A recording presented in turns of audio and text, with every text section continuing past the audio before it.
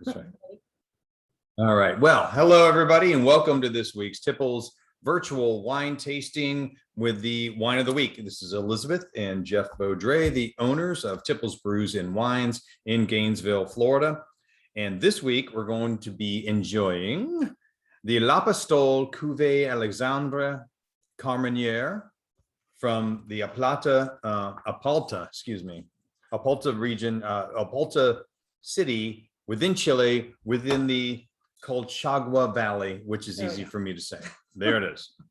So Chilean Carmenere, this is their signature grape, right? So it is about time we got around to it, I do believe. So if you wouldn't mind, let's take a look at the screen. Yeah. Oh, you did not set it up yet. Yeah, right. Remember I told you. Just bear with us just a moment then. Okay. Where did your thing go? There it goes.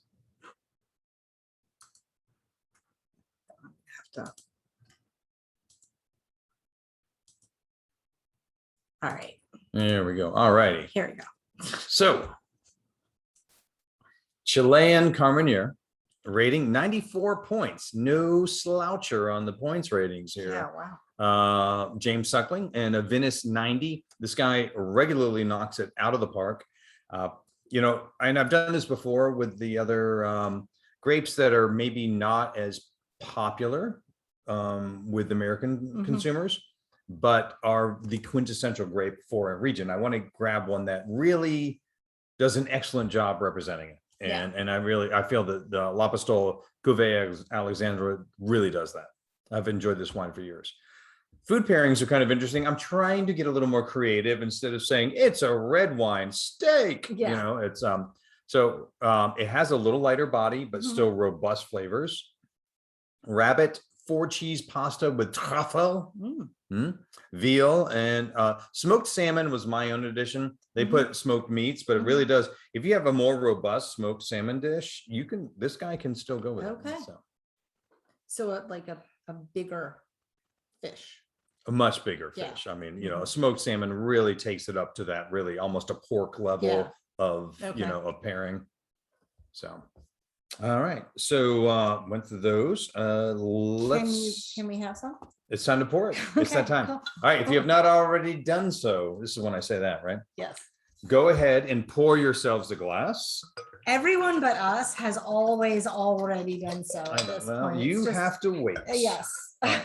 So I give ours a 30-minute chill in the refrigerator before we have our tastings to try and get it down to around 60 degrees or around European cellar temperature.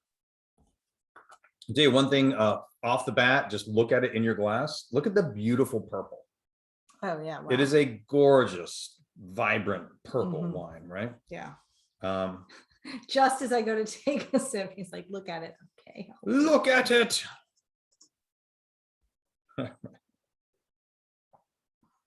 Alcohol content on this guy is 14.5%. Okay. So, right in there, medium, call it mid-level for red. You can call it medium high, but really it's mid-level for what Americans are used to drinking. So certainly not low. Like most of the ones that we have are 14.5%. Right. Yeah, absolutely. The by far it's the big hump in the scale would just be 14.5%. Is this guy age worthy, right? And we always go into that. So Carmenere tends to be a little higher in acidity, has some nice tannins and a solid level of alcohol. So yes, it absolutely is age worthy. So 10 to 15 years. Oh, great. And we're doing 2019. So we're on the we're on the early side of this guy. This guy, this guy has a lot more to offer as we go on. So aged for 10 months in oak, French oak only, no American. So it's a little less, you're going to see less vanilla jumping out in there. And it's instead will enhance because the French oak is more demure, right? More of a spicy quality and rounding out the tannins. Only 20% of it is new. The other 80% is second and third use oak, which makes it even more tame. Okay. Right?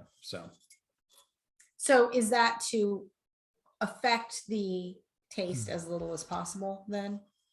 they want to, they're going for a very specific effect, Okay. you know, where they're going to enhance the spiciness intrinsic to Okay. the grape without overwhelming it with a bunch of oak. Okay.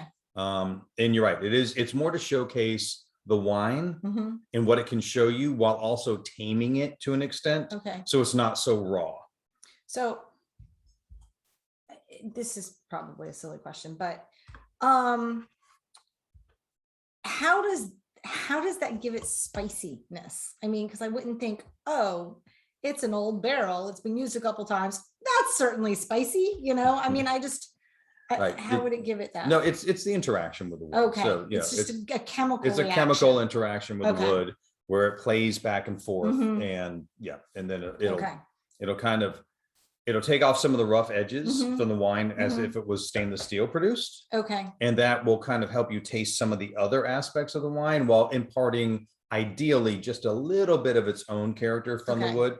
Where if you have a very young American oak barrel, it's going to be throwing in a whole bunch of flavor of vanilla and dill and that It's kind of a throwing thing. in its own flavor, or it's causing a chemical reaction that causes those flavors. Well, it's throwing in some of its own. Okay. Flavor. Yeah. So the older barrels or the French barrels, Right. it's more of the chemical reaction than it itself. Right. Well, giving in the flavor. beginning, it's its own flavor and a chemical reaction. Okay. And so because it's already run through a lot of that interaction Mhm. with the previous barreling, Okay. that's why it reacts less. You know? Okay. But at the same time, it's a little of both. A little Okay. column A, a little column B. You know, it's winemaking. Okay. But yeah. So on the nose, I'm getting some really nice like red and blackberries and some pink peppercorn, maybe a little green peppercorn in there. I love that you know the difference between pink and green peppercorn. We'll crunch some later. Okay. I've literally done that. I have. I Okay, pulled them all right. aside and I pulverized them and I smelled them and put some on my palate. Okay. Yeah. All right, cool. So I was just saying that. But the bottom line is the green is a little more vegetal, a little more green feeling, Okay, right? okay. And then the pink has got a little bit more of a fruitiness to it, right? Okay, So all that's right. kind of the thing. I'm gonna But what's- pretend I'm gonna taste the difference between that later when you crush it up and Okay. okay. Mm.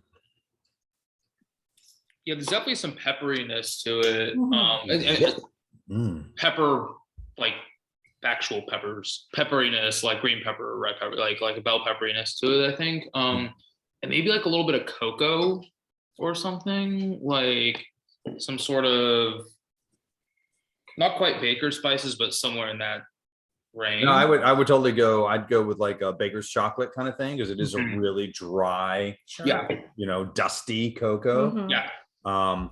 Wonderful black pepper in there on the palate. I wasn't getting it on the nose so Mhm. much, and not even the cocoa on the nose, though it may come out as it opens up a little bit. This wine will change quite a bit. I was just gonna ask, this Mhm. will change quite a bit. This will, then. Okay. yeah. This will change as we drink. And that's another clue for age worthiness too, if it changes a lot. Honestly, I would like to say yes. Like I can't say that I have background information on this, Okay. but just my experience Mhm. is yes. Okay. That the more something kind of has the ability to evolve and isn't just boom, here I am right out of the glass, Mhm. means it's got more held back and it therefore has more to evolve over time in the Okay. bottle. So a bell pepper quality would not be a green bell pepper quality, would not be amiss in this. That is a it is the kind of the signature character, secondary character behind the red and black fruits Mhm. of this grape. Oh, okay, cool. So Carmenere So Chris nailed it. is known throughout the world for a pepperiness and a bell pepperiness, Okay. which can run way off track. I'm right? sure. So and I'll just say, like, there are a couple of grapes in the world that I've really enjoyed when well made. And this is one of those that, like Pinotage, Mhm. is horrible when poorly made, right? Okay. All right. So, and I was thinking about how to explain this earlier, and I was like, okay, so if I have a poorly made Pinot Noir, then it's just linear and lame. It's like, that's not very There's just interesting. no There's no complexity to it. complexity, Okay. you know, like, whatever. When I've had a poorly made Carmenere or a poorly made Pinotage, I want to spit it out. It's gross, right? So there's that difference for Yeah. like poorly made Pinot Noir. Well, that was just boring, you know. Okay. Poorly made Pinotage or Carmenere, Mhm. I don't want it in my mouth anymore. It's gross. you know, Okay, so. is that because it's like, it's a finicky grape, it's hard to grow? Yes, Or- it can, okay. yeah, it is. And Right. it's high risk, high reward on those. Okay. You know, is kind of the thing. Mhm. So when you really know what you're doing, you get this wonderful wine, which I think this one is, Yeah. you know, a beauty. And so it's high risk, high reward. And the ones that I've had that are poorly made Mhm. are really, really wretched, you know, Okay. like no. You just taste like you're drinking a green pepper? Yes, or- I've had some where Okay, it was literally right. like, did you just make a bell pepper wine and squeeze in a little cherry juice? Oh my And God. not good cherry juice at that, you know, it can be really bad. So. And sadly, because some people have some of those bad ones, because they say, Oh. look, you want to dip your toe into Chilean wine, right? Mhm. And say, oh, well, what are they known for? Carmenere. Great. Well, I don't want to go crazy. Just give me the $10 one. Okay. And then you say, oh my God, Carmenere is gross, you Mhm. know, and that is the issue. So for if it's a finicky grape, Yes. then you definitely don't want to go with a low end bottle of wine. Yes, that Okay. is true. That is true. I mean, look, Because you could do like a lower end. and there's cab some or something, bargains yeah. out there. I mean, there's some bargains. Like Okay. we have a couple of other ones in the store. Mhm. I have some for $17, But not 10. but not 10. I don't Okay. have a $10. Right. No. And I do have some $10 wine. right. Yeah, but not with this grape. But not with this grape, Okay. not with Pinot Noir, not with Pinotage. Okay. It's just don't, you know. Not with Pinot Noir. Not Pinot Noir either. I mean, Okay. yeah, I mean, I have a $12 Pinot, you Right, know, and right. it's fine. It's good. But you not know. 10. Yeah, not 10. Don't drop the $2. It changes everything. It's a hard line. It's getting there. very specific here today. Yes. Okay.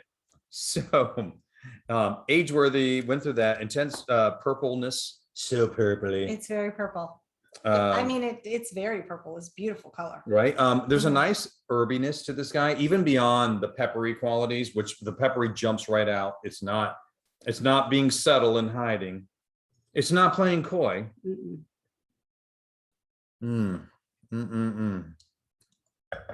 But wonderful black and red fruits. Really nice kind of and when I say like an herbiness, not a baking spice so much, really. Mhm. It's all pepper and herbs for like roasting herbs. And That's that kind yeah, of a thing. that's what I was getting. Mhm. Like if you were like roasting Mhm. chicken or roasting. Right, But yeah. I mean, you wouldn't drink this with chicken. That's why I was hesitant to say that. But Right, no, but you could do it with Doing like like a a pot like a roast or nice something? pot roast or pork loin Okay. or that kind of a thing. You can, because it's not incredibly heavy, and No. the tannins are there, Mhm. but they're not incredibly powerful, Right. right? So they're more velvety, So medium tannin. right? Medium. Okay. Yep, I'd go totally medium tannin on this guy. So now that we've kind of jumped in, any other observations before I get into origin of the wine and all that kind of a thing? Anyone else want to talk about what you're tasting, enjoying or not enjoying? You can be honest. I like how it's opening up pretty quickly. It's a pretty stark difference from when we opened it till now. Oh, absolutely. Yeah. Yeah. I think that's a good call, Brian. I mean, Mhm. yeah, ours has only been open 25 minutes at this point. Yeah. And That's you it's uncorked it evolving. 25 minutes ago. Mhm. Because I'll say even now, in the beginning, that I was getting no chocolate on the nose, and I'm getting a little baker's chocolate on the nose now. And Yeah, I think that the nose is a lot fruitier than the wine is. You kind of I kind of dip my nose and then I get more of like a chocolate covered cherry or something else like that. But yeah, and as always, we open ours at whatever 7:30. So like we've had it open for about 45 minutes at this point. So yeah, like what I was like, this is absolutely chocolatey for me. You know, we've had it open for a little bit. So Yeah. yeah, that's good. And you know what I like about this is the acidity level in here, right? We've got like a medium acidity level for a red. You could Yeah, I'm just going to leave it at medium, right? Okay. Because if you were to take into account like an Italian styling, then it's way less than that. That would Okay. be a high acidity red, right? Mhm. So medium acidity red, but the acid is bringing those flavors with a long finish. I Mhm. mean, there's finish for days. Mhm. I've been talking for a few minutes here, and I'm still getting a little bit of that Yeah. on my palate. Yeah. And that acidity really it freshens the fruit, Mhm. and it allows a lot of those nice flavors to linger on your palate, which I love. And it would be particularly good, like if you have something that has a little bit of fat to it, to kind of work with that, and Okay. it'll play with those flavors. You know, I was thinking more and more, I didn't put it on the Mhm. food pairing list, but ropa vieja would be Mhm. amazing. Lechon would be wonderful with this. Oh, it'd be so good. I really wish I had that now. Anyway. So, and then Consuelo said it's very peppery, almost as in quality. I like it. Yeah, yeah. Mhm. It definitely has that peppery quality. Mhm. And where it diverges from Zin is it doesn't pull it in with baking spices. Okay. It goes with herbiness, Mhm. you know. So, which we will see why, if you guys remember about some of the other grapes, because we go into the parentage of this grape. It's kind of fun. Okay. And let's go. I hope everyone else is as excited as me. All right, so Carmenere. Origination, Bordeaux, France. We've had a lot of that from the last couple of weeks, where these grapes that originate in Bordeaux, France. The color, medium ruby. Certainly, this guy's got a really heavy extraction on the color. It's gorgeous. So it's that's definitely, I wouldn't call it medium anything. It's a dark, beautiful garnet purple combo. Raspberry, green pepper, black plum, cocoa powder, and paprika. Oh, paprika is a good call. Yeah. All right. I say as if I haven't seen the slide, but I really didn't, you know, I forgot about it for a minute, but it goes into that kind of a spicy, peppery, savory quality. And I know that we've had wines in the past where we're like, well, this is, you know, generalization, and we're not really getting these things. But I mean, I think we're getting these things from this one. I think the word Carmenere should be French for character driven. It's got a lot of character in this wine. We have a chat comment, I think, because it's going to. We do. Let's see. Totally agree, Consuelo. So yeah, Robin and Chris agree with Consuelo. Oh, yeah. Oh, and Linda was talking about Lechon too. Yeah. Nice. Hooray. All right. Okay. Next slide. So here's the origin. So in the 1800s, and I'll get over to my notes to make sure I don't say anything completely crazy, but in the 1800s, Carmenere was brought over from Bordeaux, France into Chile to begin making wine. They thought they were bringing all Merlot. So they thought it was all Merlot. They thought they were Merlot specialists in Chile. And it wasn't until 1994 when some people went down there and they ran genetic testing on there, where they realized, more than 50% of what you think is Merlot is actually Carmenere. Oh my gosh. It was a complete, like, wait, we're growing what now? So that's crazy. It wasn't until 1994, because of DNA testing, that they realized, oh, we're growing Merlot and Carmenere, mostly Carmenere. Wow. So then they decided to just embrace it as a country and say, okay, we are the Carmenere specialists. And that's where this came from. And so I thought I put some of the pictures of here of the comparison. I mean, who could tell, right? I mean, are you really? Yeah, honestly, without the genetic testing, why would you know? So they're that close in taste? They both have, they both share one parent grape as well. Okay. They are actually pretty significantly different in taste. So shouldn't they have known through the taste, or they just thought, oh, it's growing over here instead of over there? They thought it was right. They thought it was a terroir thing, right? Okay. So the combination of the land and the temperature and all those kind of things. They thought it was a terroir thing. And then they said, well, no, wait. And then a guy figured it out. Wow. It's not really the case. We've got a raised hand. Yep. Linda, that's right. So they grew the grapes together, like absolutely together. Was there any combining, any hybrids? Not that I've seen. And you're right, it makes sense. Like, did they ever cross-pollinate? Nothing that anyone's talked about. Really? Right. And maybe it's intrinsic to the grape. I don't know enough about the grapes themselves to Mhm. know if they would not react well to cross pollination Mhm. or if they would. I can't tell you. I can't answer that. I don't know. I would like one day I will know, and then I will tell you. But they were growing them alongside each other, and they still do. Ah, I mean, not intermittently between each Right, plant. Now right. they've split it up in the different vineyards, but they're right next to each other. But that's not unusual. I mean, they do that across the world. mhm, Cab will be next to Merlot mhm. and that type of thing, and they don't cross pollinate, so Huh. and create hybrids. I Well, the mean, big thing is they're not reproducing and making a new vine. okay. They're only making grapes. And the Right. grapes are then taken to make wine, Mhm. and they're not creating. They're not allowed to fall down, and Huh. So we don't have like, because obviously we have grapes that are combined to get hybrids, right. but that's all like done on purpose. Everything I've seen has, well, one would think that at some point in time it wouldn't have been, Right. but everything I've read has been done on purpose. Okay, Been purposefully made. Hmm. So, next. yes. All right. So where did this come from? In Bordeaux, in the Médoc. So way up here at the mouth of the river. So that is the origin of Carmenere.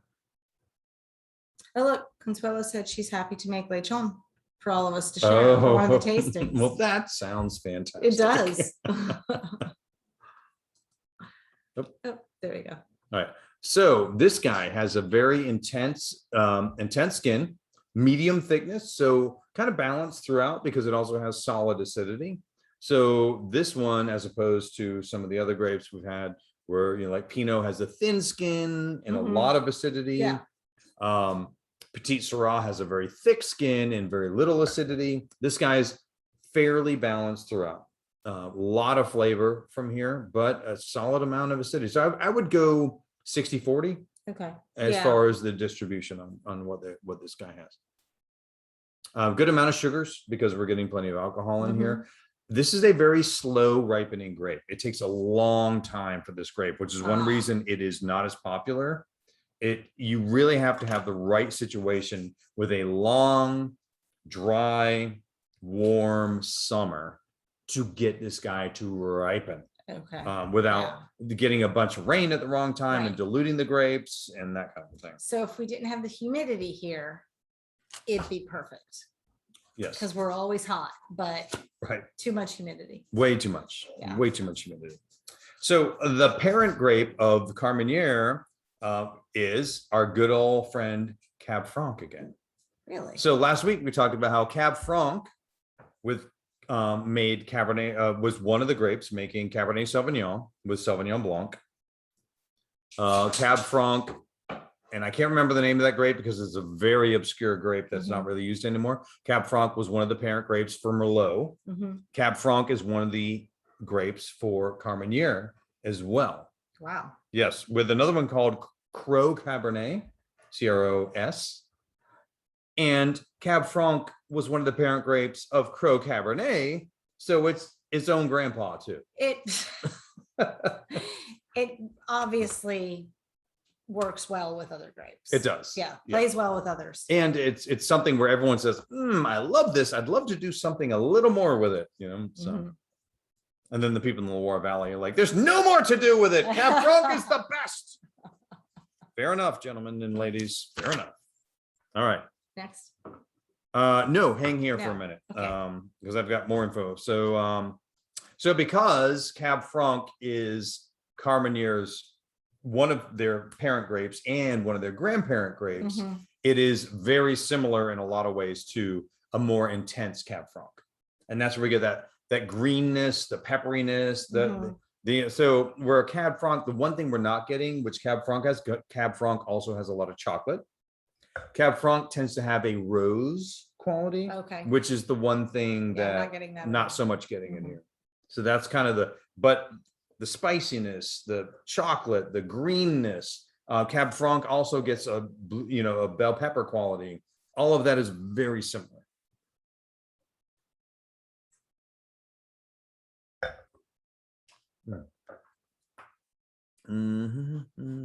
Next. Yep. All right, so I did not give a slide for this, so just let's jump to us, or Okay. we'll look at the globe, We can whichever jump to way. us. Wanted to go with like our wine term of the week. All right, Okay. you know, because I threw that in last week, Right. with terroir, which is the one to start with, clearly, Mm-hmm. you know. So this week, pyrazines. Pyrazines is the Wait, wine. hold on. I was just thinking, no, you didn't throw that in. And then I realized Oh. I wasn't here Yeah, last that's right. week. That's right. Oh, yeah, that's right. I forgot last week when everyone said that was the worst show since the last time Elizabeth wasn't there. So anyway, so I don't want to see a bunch of thumbs up. I don't don't give me that. Jeff needs someone to play off. Oh, look at that, a Yeah. nightmare. You know, this is why I drink so much. Yeah, people. there you This, go. I've got to like dull the pain somehow. I was just thinking, Jeff probably thought he put it in, and now he's forgotten that he didn't put it in, and he's No. just like making that up in his mind. It was but- a beautiful presentation. Yeah, I'm sure it was. So this week's term, Yes. pyrazines. It's the green quality in there. So that is the bell pepper quality, Mhm. which you can get from Cab Franc. You can get it from Sauvignon Blanc. You can get it from, obviously, from Carmenere.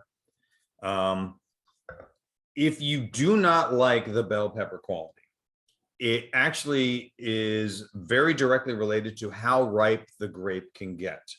So the warmer growth area you can get to, and we have this is a warm for Chile. This is a very warm growth area, which I think plays through in here, where you're getting some of it as a nice accent, but it's not overtaking the wine. Yeah. The warmer growth you can get, the more it ripens, it gets rid of the pyrazines.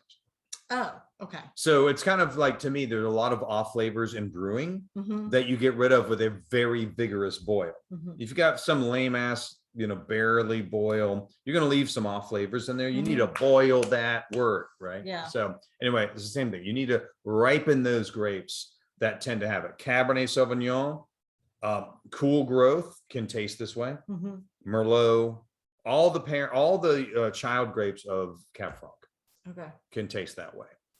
And I've had it. I mean, I've had Cabernet Sauvignon. It was like, I sip it, and a rep is showing it to me. It's like, that's a bell peppery quality. That did not ripen. No, thank you. So anyway. Okay. There we go. Same is true for bell peppers, the ripeness term. Right. Oh yeah, right, exactly. Because then Yeah. they change color and Right. and they become a Exactly. whole different beast, right? Their pyrazines go down Mhm. when they become red, green, yellow, Right. orange rather. Red, orange, yellow. Yes. Green would be when they have all the pyrazines. Okay. Mhm. So, let's do pyrazines, present in all red varietals from Bordeaux, France, and I just covered all the names on those guys, and the white, which is Sauvignon Blanc. Okay. And then don't forget, Cabernet Sauvignon is the child grape of Cab Franc and Sauvignon Blanc. Oh, right. So oddly enough, Cabernet's one of its parent grapes is white. Yeah. It's crazy. Weird. So anyway, and Cab Franc is a parent grape for all those varietals. So it is Wow. the quintessential, when you look at it, like Right. Bordeaux should be all about the Cab Franc. Bordeaux is not. It is about the Cabernet Sauvignon and the Merlot. And if you want to go for the, the people that are really, claiming Cab Franc, you've got to go up to Loire. Huh. Even though it's, well, yeah. Yeah. It's interesting. I mean, they use it down here as a blending grape, Right, but but it's not the main liner. So I think that's kind of interesting. Mhm.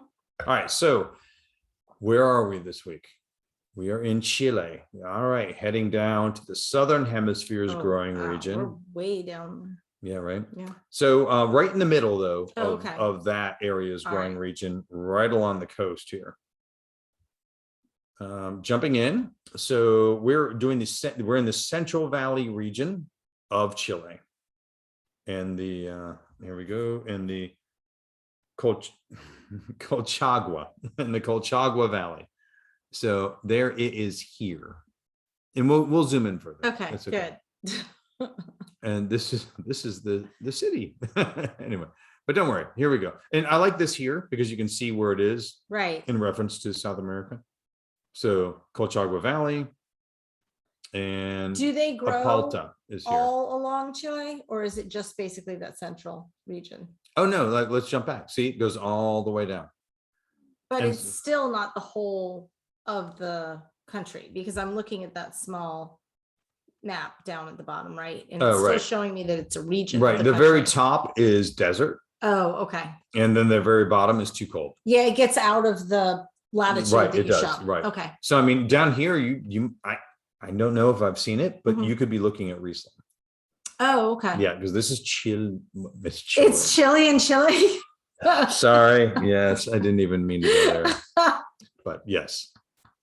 The So- dad jokes are just oozing out of you without I even can't even. meaning to. I try to fight it, but No, you don't. I know I don't. Not at all. So here's the thing. So we're talking about inland. So not Okay. so much maritime influence. Okay. We're beginning to get the Fog? Andes Okay. influence, the cool temperatures rolling off the Andes Mm. every night and cooling things down quickly. So it's a very, very warm valley. And which I think is kind of cool, it's compared to Napa Valley with its Oh. behavior. Yeah. Huh. Which is why the Lapostolle family chose this area. They looked at it and they realized, wait a moment, I know a place that's kind of like this, really warm days, Mhm. and then the coolness jumps in there at night Right. to turn off ripening and allow them to have a longer ripening time, which is so important to Carmenere, which needs time to ripen. So here we are. We're all the way inland here as it goes into the foothills of the Andes. And jumping in a little further, they don't have the city named here, but it's all the way inland here, and that's Apalta. So there we go. As you might, you're in the foothills. So Yeah. look at these guys, terrace growing, and I mean, so you're going to get a little different here, a Mhm. little more wind going on up here, a little thicker grapes, a little more intensity and tannin, and down here a little more ripeness to get more sugar. Okay. Mhm. Are they growing Carmenere in both of those places, and then they're blending them to get what they want, or they're growing different kinds of grapes? It depends on the winery. They could Okay. totally be. I mean, this is a cuvee, Okay. and most likely it is that exact thing, where they grab some from here and some from there in order to Explain make it. cuvee again. Cuvee is a blending of multiple areas, Mhm. Oh, that's right. usually of the same grape. I Mhm. mean, a cuvee can also be different grapes, but Okay. usually when they use a cuvee, they use it as, okay, we grew it in two different areas and we blended it together to get Okay. the best of both. you We know. wanted characteristics of both. to be Exactly. in. Yep. Okay. Cuvee should have been the term. All right. Yeah, there you Evidently. go. Yeah, we have two Oh, let me go vocabulary back up terms. here. So the Colchagua Valley in Chile, warm, breezy, and dry. The soil is granite rocks and pebbles, volcanic soil, and clay and sand.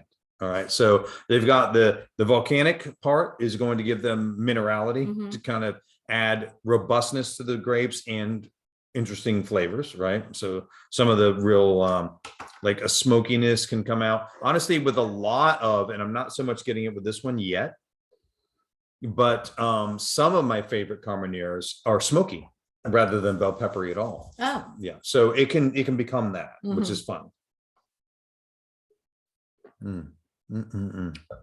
It's good wine though. Comparables in Napa. Valley floor is warmer. The rest of the foothills of the Andes, we talked about that. Quick cooling nights because they're close to the Andes. That cool air rushes down as soon as the sun is taken off its oppressive foot on their Yeah. neck. Or is that just me in Florida? yeah.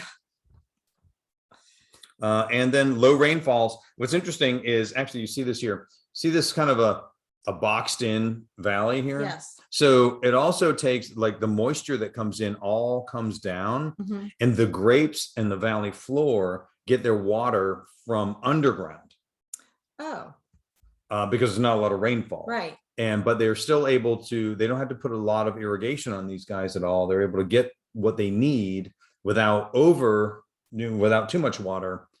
and it allows that long ripening, which the Mm. Carmenere needs. So there's really no one in the world putting the work into Carmenere that the Chileans are. And I think it's really, really great because it's a very interesting, distinctive wine. Right. It's delicious. And these guys are absolutely, they're absolutely providing something that really no one else is. I mean, you're not getting a Carmenere, anywhere else in the world. No one else is doing it. No one else, just No. Chile. I played around with it today. I Mhm. found some in Italy, Okay. which I'm intrigued to try. Mhm. I've got a bottle coming in, Mhm. but I only found Italy. That's it. Oh, wow. So let's go into Lapostolle. So here we are, right? Began in 1827. So currently we're dealing with the sixth and seventh generation of family owned and directly running the So winery. it's the same family since 1827. Yes. Yep. The sixth and seventh generation Lapostelles are still running it. All right. In 1994, that was when Alexandre Lapostolle and her husband Cyril de Bornay Mhm. saw the potential in the Apalta Valley, right? So they've been growing, grapes as a family Mhm. in Chile, Okay. but these guys actually jumped into this valley. Okay. So in Apalta, within the Colchagua Valley, all right. So they said, "Wait a minute, this is kind of like Napa. Wait, what shall we do here? Let's do some amazing." So they have amazing Cab, Mhm. Merlot, Carmenere. They all their stuff is fantastic, and their blends. Let's talk about their blends. So their signature wine is called the Clos Apalta, and so it's just a blend of all these grapes, that I just mentioned from this area. In 2005, it was the very first South American wine at all to be listed #1 in the Wine Spectator's Top 100 list. Wow. So the That's Clos Apalta, which amazing. by the way is in the store For the So- entire continent. for the entire The very continent, this first was the one. very first one Yeah. that made it on there and made it to #1. Good So- for and them. it's wonderful. It's fantastic, and not an arm and a leg, just Yeah. more than this. But Mhm. So anyway, now their son Charles. So Alexandra and Cyril's son is Charles, and he's with them now. So that's the seventh He's learning it. generation. Okay. He's actually actively involved and kind Okay. of taking on the next level. Oh, wow. All organic, all biodynamique as well. French styling, Mhm. but using that wonderful terroir that they're found in Chile. So this is a French styled, Bordeaux styled Carmenere, but from, Bordeaux grape, Right. but grown in Chile. Which I think it really, with the dryness and the Oh, character, wow. by the way, look at this. This is place. amazing. They have very much they call it the residence. Yeah. Do you have can you stay You can there? stay there. Yes, you can. I think that needs to be on our trip where we're doing our Right. wine tour. Yes. Are you kidding me? Yeah. It's gorgeous. Did you look up the rates for staying there? I did not. Okay. So here it is with the kind of the ground cover, because you can see this has got to be the wintertime. They've cut all the vines down, Mhm. and letting them rest for the season. But you can see that in the background as it goes up into the Yeah. Andes. And I have a video. Oh, It's my new thing. okay. Wait, we Alright. have to, we've done this before? Let me make sure we have to share our sound. There we go. Oh, did that come through last week or did it not? Oh, Okay. there So we go. yeah, I knew there was something I was forgetting. So that was one thing that did not happen last week. Yeah. But they saw lots of visuals. okay. So we're sharing our sound this time. Okay. Here we go.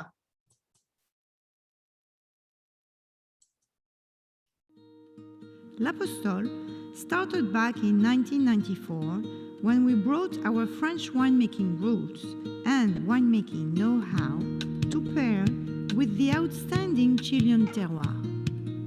The objective has always been to make world-class wines.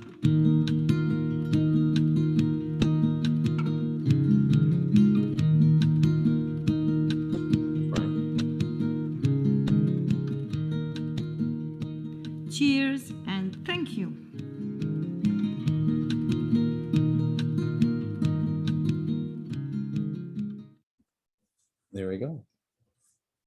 So I wanted to be like short and sweet, but you know, Yeah. that's what they had to say about themselves, which I thought was good. Good visuals as well. There you go. Yeah, right. Oh, Yeah. you got to see a little bit of it in fall. You love that. I do. And honestly, Oops, hold on. I do agree that to me, this reminds me of a French. Lapostolle. It's not, yeah, I don't know how you put it in here, but it's like not advancing the slide. So let me stop the share a moment so I can advance the slide in the. Lapostolle. There we go.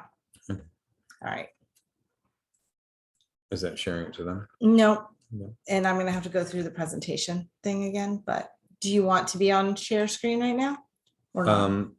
Yeah, it's time to move on to Okay. the All right, the next step. hold on. The tools are in the way. There we go. Excellent. All right. So Now we get to say what we think. here we go. So take a look, everybody, as we often do, like every week, right? Here's the wine score explanations. 90 to 94 would be an outstanding wine of superior character. 85 to 89, a very good wine. 80 to 84, yeah, it's a good solid wine. I'm glad I drank it, but nothing wrong with that. 75 to 79, yeah.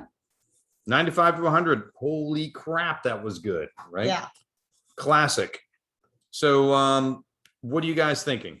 So before we see the scores, I'm not sure if it was which Snyder, but many times I'm influenced by my food pairing. This wine is so complex and layered. I think it goes with food, with food and without many occasions. Yeah. I like it. So Yeah, we've that's got good. a 91 from Consuelo, Chris and Robin, both 92, Yeah. Julie 91, Brian 89, needs split. You're lucky you're 25 minutes away. Dr. Fricker, 91. And then, okay, so I'm looking at the group. We've got from the group of John and Lauren, Brenda, we've got, hold on, it popped up.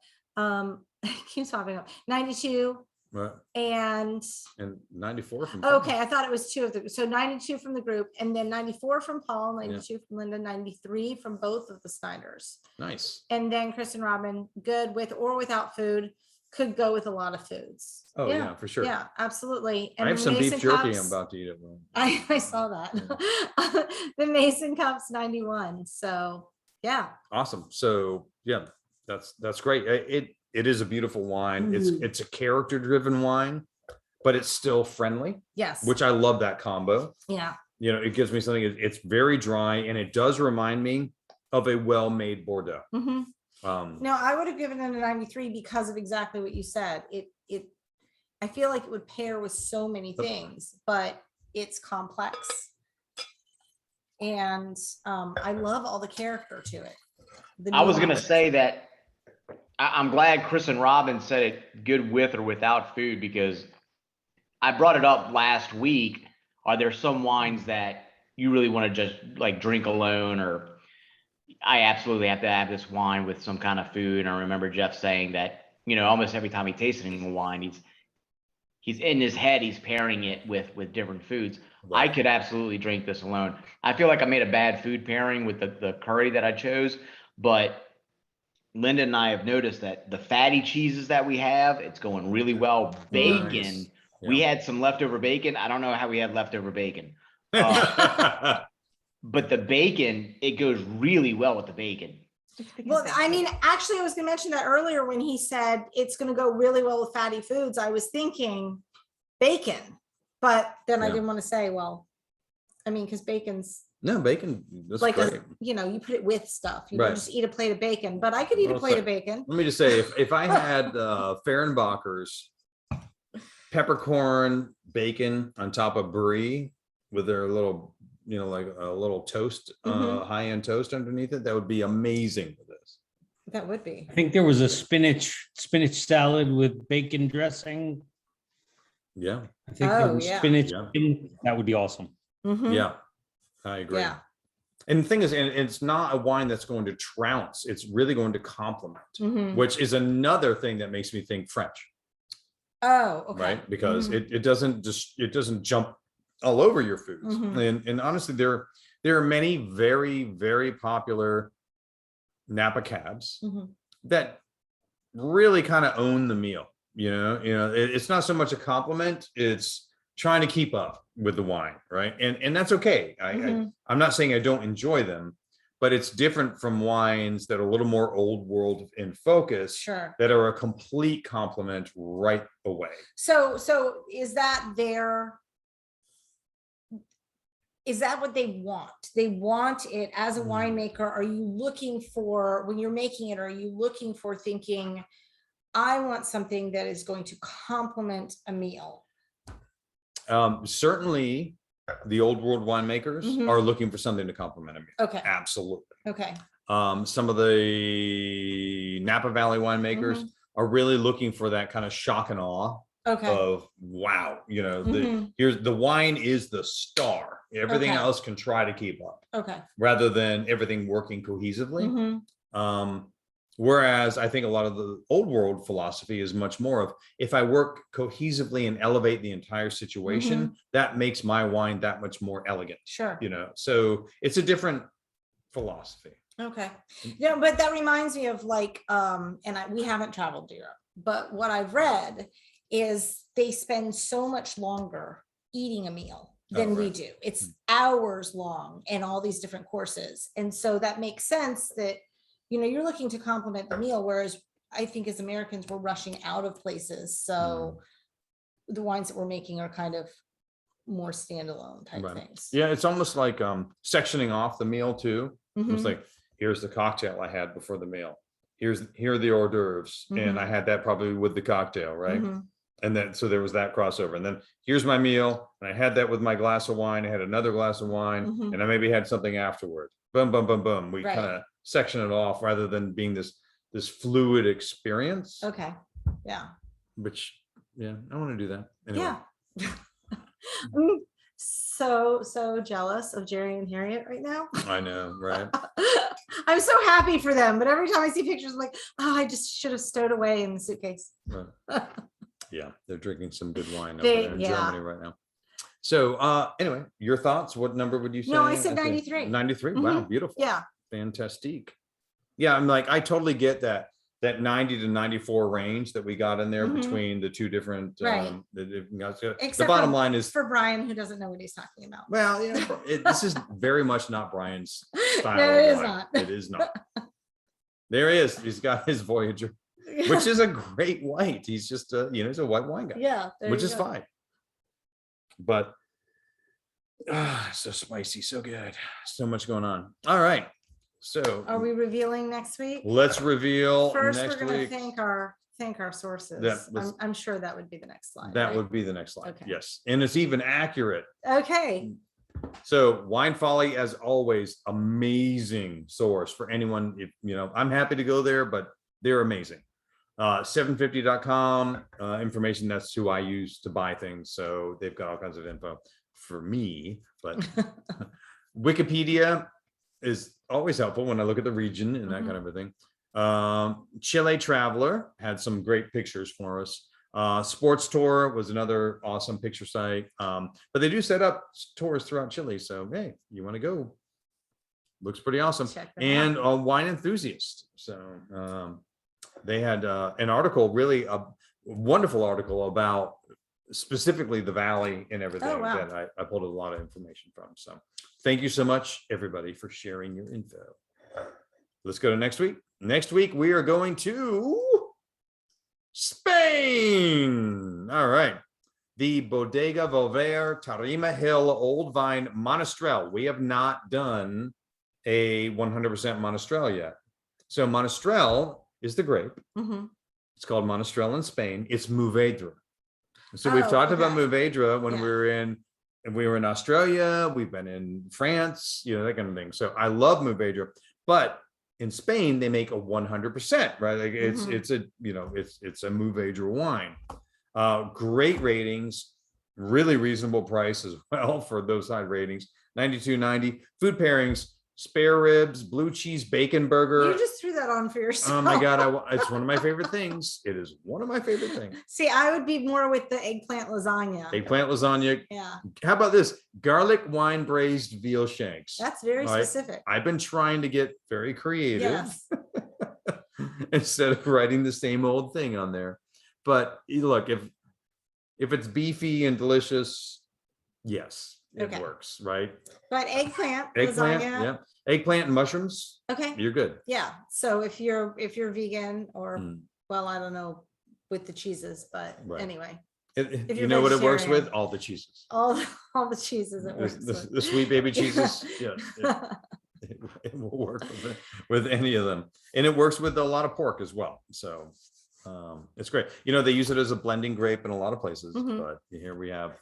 Well, I thought it would be fun to like really taste it. Yeah. And this is my good wine, my good luck grape, which Oh. I'll talk about why Next week. Oh, okay. Little teaser A there. teaser. All right. All right. There we go. There it is, everybody. Any last words? Last thoughts before we toast to a great wine and a wonderful experience. I got thumbs up. Yep. All right. Well, Okay. then in that case, Cheers, for joining us. everyone. We'll see you next week. Slancha, we'll see you next week. Yeah.